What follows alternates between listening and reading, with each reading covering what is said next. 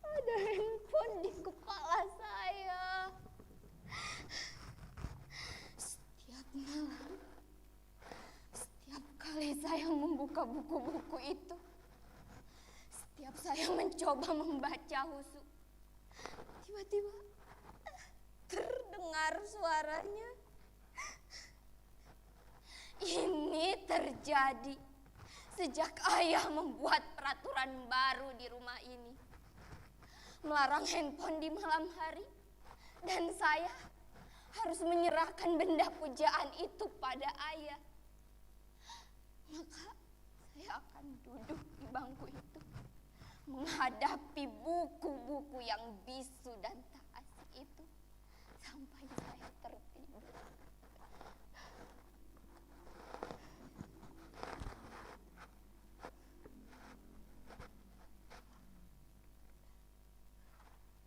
Pintu itu tak boleh saya kunci sebelum jadwal tidur tiba.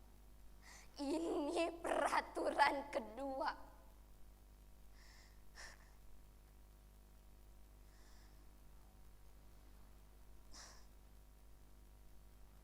Ayah, ibu bergantian berpatroli datang ke kamar ini sekitar 15 atau 20 menit lagi untuk memastikan bahwa saya masih membaca. Dan itu artinya saya harus ada di bangku itu, duduk, membaca. Tetapi sebelum hal itu terjadi, izinkan saya berbagi cerita kepada hadirin semua yang ada di sini, yang sedang menyaksikan langsung nasib saya di kamar ini maupun melalui Zoom. Saya sendiri bukannya tak berusaha. Segala daya upaya sudah saya kerahkan untuk bisa membaca dengan khusyuk dan bahagia. Saya juga sudah memotivasi diri saya dengan berbagai nasihat-nasihat yang saya ingat. Kata-kata mutiara, pantun, semboyan, pepatah, yel-yel penyemangat belajar, hingga kritik tajam para pakar mengenai bahaya kecanduan handphone.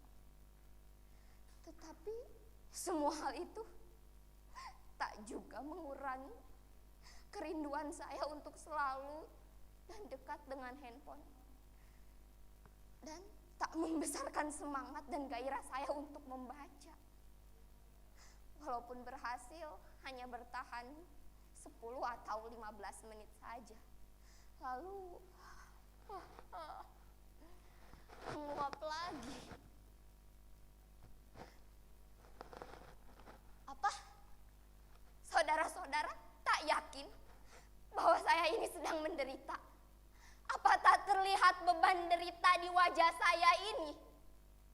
Disorot mata saya, digetar suara saya, di seluruh tubuh saya ini. Ini bukan acting seperti pertunjukan monolog anak-anak SMA itu loh. Ini real, nyata. Saya memang sedang menderita. Bahkan kalau penderitaan saya ini saya tuangkan ke dalam sebuah puisi, saya kira saudara-saudara tak akan kuat membaca tanpa menitikkan air mata. Tak percaya, saudara-saudara tak percaya bahwa sekarang ini saya sedang dibuli sepi di kepung kesedihan. Sekarang saya bertanya, siapakah di antara hadirin yang mau dan mampu berpisah dengan apa yang telah menjadi bagian dari diri hadirin sendiri tanpa teraniaya rasa hampa. Tidak ada kan yang mampu? Begitupun saya. Sebuah handphone bukan lagi sekedar benda biasa. Ia telah menjadi bagian terpenting dari diri kita, bahkan hidup kita. Bayangkan, sejak kecil dia sudah bersama kita. Dia menjadi teman dikala semua orang tak punya waktu luang atau malas meladeni kita yang masih kanak-kanak dan belum bernilai guna. Pagi, siang, sore, bahkan malam, dialah yang selalu ada di sisi kita tanpa keluhan sedikit pun. Asalkan baterai dan kuotanya cukup, ia akan melayani kita apapun dan kemanapun kita ingin tamasya. Ia selalu bersedia. Ia bahkan telah menyimpan nama kita, memori kita di dalam dirinya. Dan kita telah menyimpan password dan kunci pembuka di dalam benak kita. Suatu simbiosis yang sangat romantis dan intim, bukan? Bahkan kita bisa lebih dekat dan nyaman dengan dirinya daripada dengan sesama kita. Itulah mengapa berpisah dengan dirinya meski cuman saban malam seperti melewati bertahun-tahun kesepian. Sejak pertama saya mengerti membaca dan menulis, saya sudah menuliskan nama saya di dalam dirinya. Ar-Rayyan. Saya memang sempat berganti-ganti partner dari satu handphone ke handphone lainnya. Tapi apapun jenisnya, sikap mereka tetap sama. Setia menemani dan melayani. Tak pernah berkurang sedikit pun. Bahkan semakin istimewa dan semakin besar kemampuan mereka melayani kita.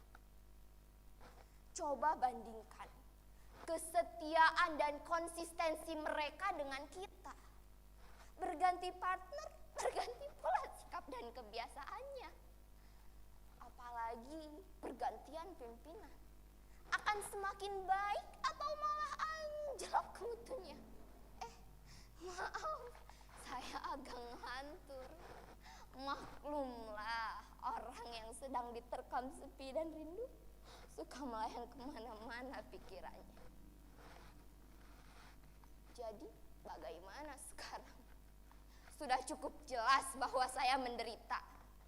Saya menderita bukan karena berpisah dengan dirinya saja, tapi karena saya dihadapkan pada dua keadaan secara bersamaan. Di satu sisi saya tahu ibu dan ayah bertujuan baik. Mereka ingin saya punya prestasi dan maju dalam studi. Karena itu mereka membuat peraturan 12 jam di malam hari tanpa handphone.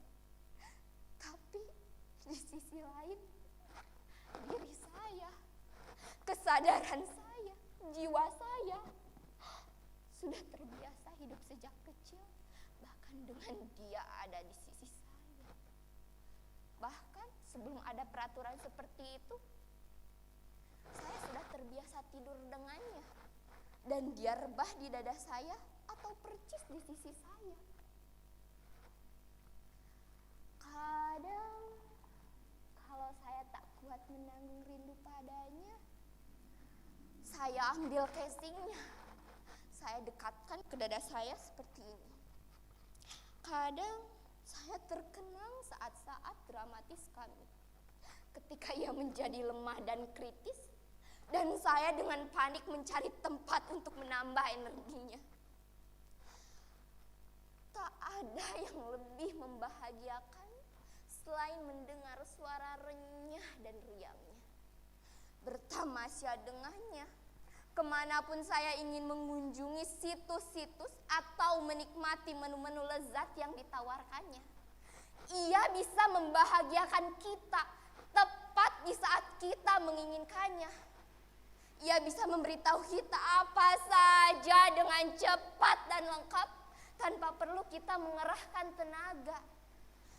Ia juga bisa menjamin kesejahteraan kita dalam tempo sesingkat-singkatnya.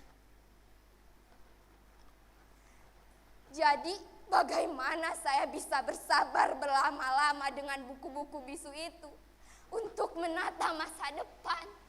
Itu sangat menghabiskan waktu, tenaga, dan pikiran saya.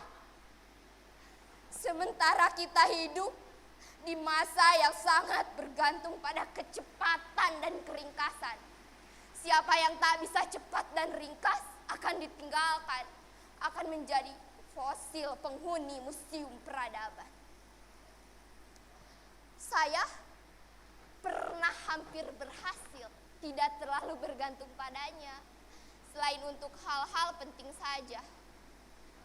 Tapi saat saya memergoki ayah dan ibu pada suatu malam, duduk asik dan begitu intim dengan handphone masing-masing, saya jadi merasa dihianati.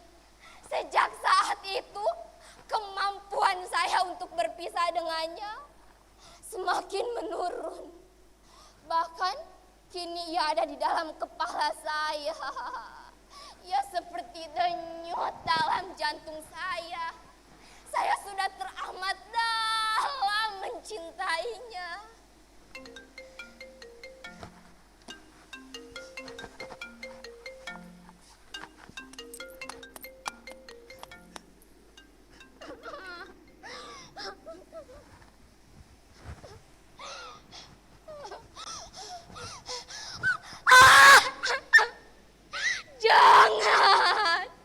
Jangan terlalu dalam.